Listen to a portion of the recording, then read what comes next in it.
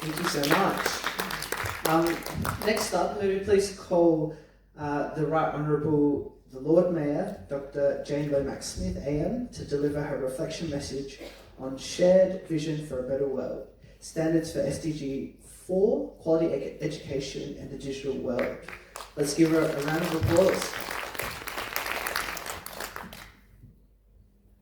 Good afternoon. I also acknowledge we meet on Kaurna land and say how pleased I am to be here this afternoon.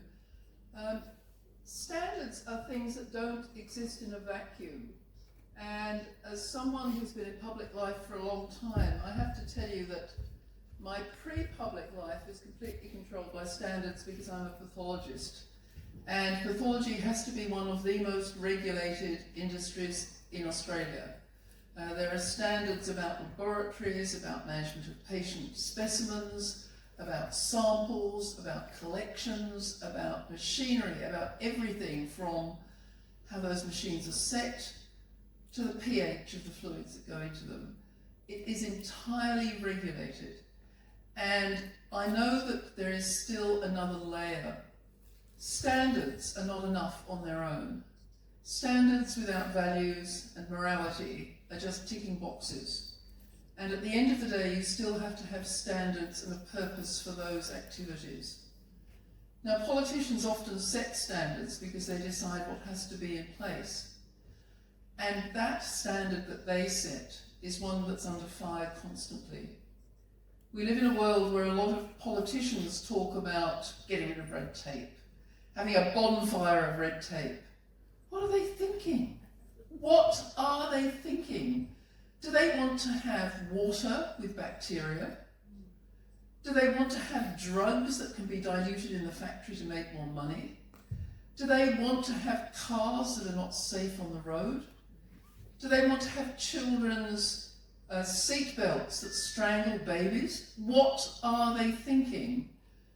Because without standards and rules and red tape, we don't have a society where we can thrive.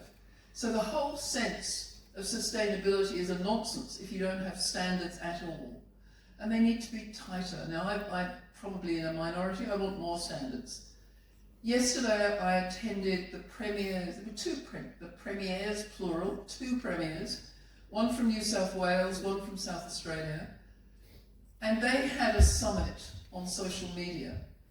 And what they proved, because of the research, because of the speakers, because of the information that were given, is there are no standards.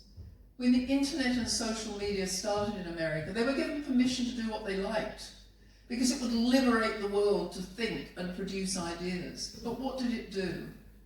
It gave those greedy near criminals an opportunity to pollute the minds of our children, contaminate their being with pornography, violence and madness and fake news, and to do it from the age of 5 or 6. There are 5 and 6-year-olds in Adelaide who have smartphones, who can have TikTok accounts. It is addictive rubbish. It is nonsense. Its business model is there for one reason only. Its business model is to addict us to trash, to addict us to nonsense, and then suck us in. Talk about down the rabbit hole. It's a whole warren down there. It's a cesspit. And the rules that are going to be introduced in Australia shortly will be possibly the best in the world. Banning children. In what world does a primary school student need a TikTok account? In what world do we want our children at school to spend time scrolling all day long and not listening to their teachers and sending offensive and rude messages to their friends? In what world do we want friendships to be like that? We don't want it at all. And the idea of banning phones in schools, I know, it's a no-brainer. How can you teach a child that's playing the phone? And it will give parents power, because the sooner parents can say, you can't have that phone, it's against the law, it will make it easier than just being a bossy parent. So having that law in place will help us all, because there is no reason we need rules. Interestingly, They don't talk about banning. They don't talk about banning phones. What they're talking about is forcing Facebook, Meta, TikTok to have a duty of care, to have standards. And they're the ones that get into trouble. They're the ones that they want to fine. They're the ones that they want to give trouble to by having standards and saying they have a duty of care, because let's face it, to say you have to be 13 to have a Facebook account is nonsense. How do they know you're 13? Got to work it out? Yes, but let's find a way of stopping children's mind, stopping children's education being destroyed by those business models. And what I should say about standards only being as good as the politics, the political guide rails around our activities, it's also about social license. I don't think anybody in this room wants to live in a world without standards, and the values are about keeping us safe. And the social license should be applied to all around us. When you think about the values and the morality, if you just have standards and they're implemented by people who are greedy and selfish and want to make money above keeping people safe, those standards are no use to you. And the other element of having standards is having a moral base in your community that believes that they are good and wants to adhere to them.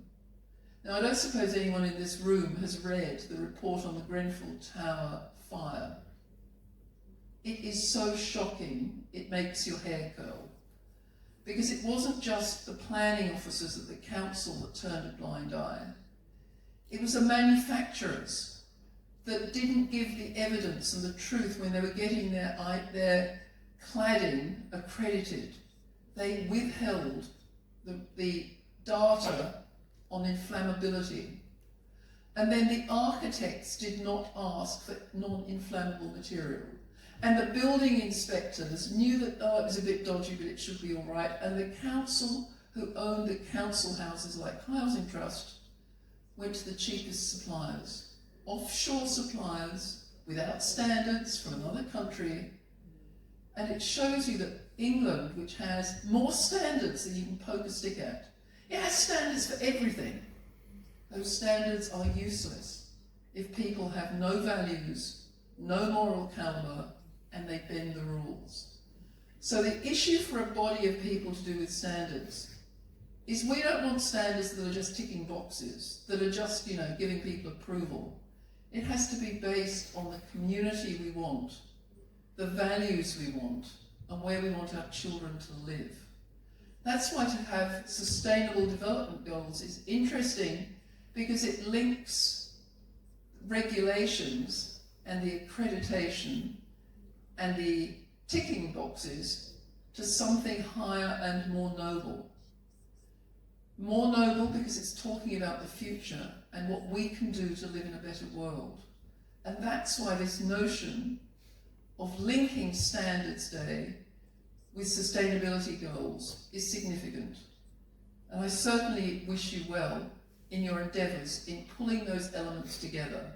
And I would encourage you always to think, what is our ambition?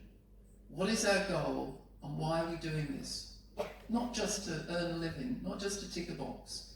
It has to be to make a better world. Before I sit down, I have to thank Joanne and Avery for holding it together, Marquis for speaking so well, and JJ and Alexandra for beautiful performances. Thank you so much, and let's keep our values at the forefront.